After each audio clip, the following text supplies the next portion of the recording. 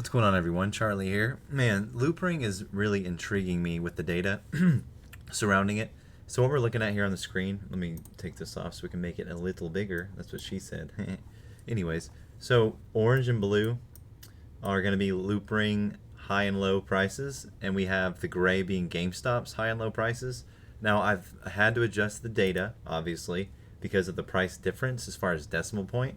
So basically what I've done is I subtracted GameStop's price by 10 and I multiplied its volume by 10, and that got it to where you can correlate and see all the data points on the graph. So as you could see, as soon as I did that, it seems to me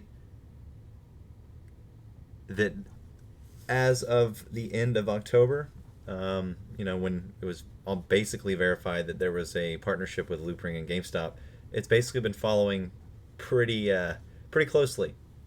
So I just wanted to show you that. There's other charts I can take a look at. This is the first one I've seen.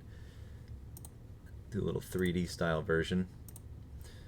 But basically, these gaps in between, the reason you see these gaps in between right here are the weekends and holidays that GameStop was closed.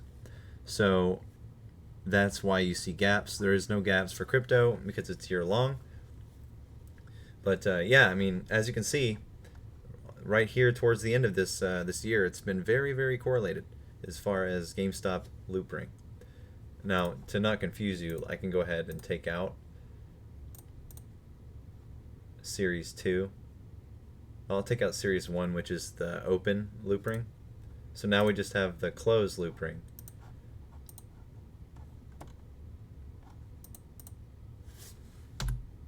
There we go. Pretty interesting, right? You can see, like, during those gaps, like, you see some spikes almost every time in the weekend, right? It's that crypto arbitrage or crypto cycle they have going. But it started very similar here. Let's see if I can adjust this anymore. And I've been messing with this for the last 20 minutes. I feel like loopring is about to run one way or the other. I hope it's to the upside. You never know. But yeah, that's it. That is it. So yeah, keep an eye on loopring, everyone.